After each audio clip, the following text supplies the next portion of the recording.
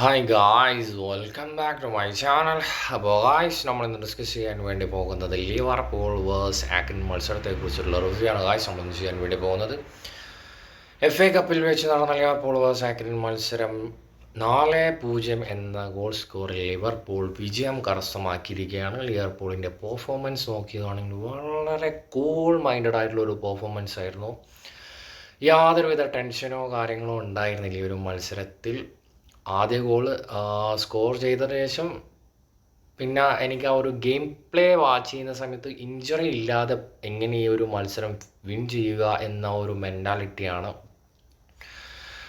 ലിവർപൂളിൻ്റെ ആ ഗെയിം പ്ലേയിൽ നിന്ന് മനസ്സിലാക്കാൻ സാധിച്ചത്. ലിവർപൂളിനെ സംബന്ധിച്ചിടത്തോളം ചാമ്പ്യൻസ് ലീഗിൽ 1-ാം സ്ഥാനത്ത് തന്നെയാണ് തുടർന്നുകൊണ്ടിരിക്കുന്നത്. അതുപോലെ പ്രീമിയർ ലീഗിലായാലും 1-ാം സ്ഥാനത്ത് തന്നെയാണ് തുടർന്നുകൊണ്ടിരിക്കുന്നത്.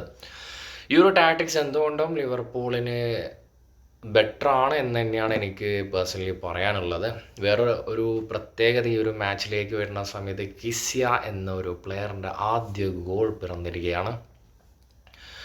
ഈ ഒരു പ്ലെയർ വളരെ അണ്ടർ റേറ്റഡ് ആയി പോയോ എന്ന് ഞാൻ പലതവണ ചിന്തിച്ച ഒരു കാര്യമാണ്. കാരണം യുവൻറ്റസിൽ അത്രയും നല്ലൊരു ഫോമിൽ നിൽക്കുന്ന സമയത്താണ് വലിയ രീതിയിൽ ഒരു ഇഞ്ചറി സംഭവിക്കുന്നത്. ആ ഇഞ്ചറി പറ്റിയതിന് ശേഷം ഒരു വർഷത്തോളം പുറത്തിരിക്കേണ്ടി വന്നു. ആ ഒരു സമയത്ത് ഞാൻ ഈ ഒരു കെവിൻ ഡി ബ്രോയിൻ, ടോണി ക്രൂസ, ആ ഒരു റേഞ്ചിൽ വരാനുള്ള ഒരു കമ്പയർ ചെയ്യുന്നതല്ല, പക്ഷെ ഇവരായിട്ട് ഫ്യൂച്ചറിൽ എന്തായാലും വരാൻ സാധ്യത കൽപ്പിച്ച ഒരു പ്ലെയർ തന്നെയായിരുന്നു കിസ്യ. അങ്ങനെ പക്ഷേ വേറൊരു കാര്യം, ലിവർപൂളിനെ സംബന്ധിച്ചിടത്തോളം വളരെ വലിയൊരു പ്രോഫിറ്റാണ് ഈ ഒരു ഡീലിൽ എനിക്ക്. കാരണം 14 മില്യൺ യൂറോക്കാണ് ലിവർപൂൾ ഈ ഒരു പ്ലെയറിനെ സൈൻ ചെയ്തിരിക്കുന്നത്.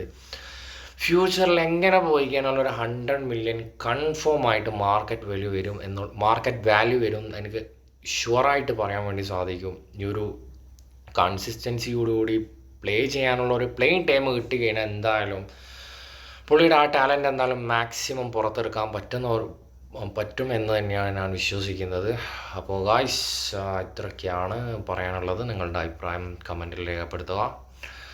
നെക്സ്റ്റ് വീഡിയോയുമായി വീണ്ടും കാണാം.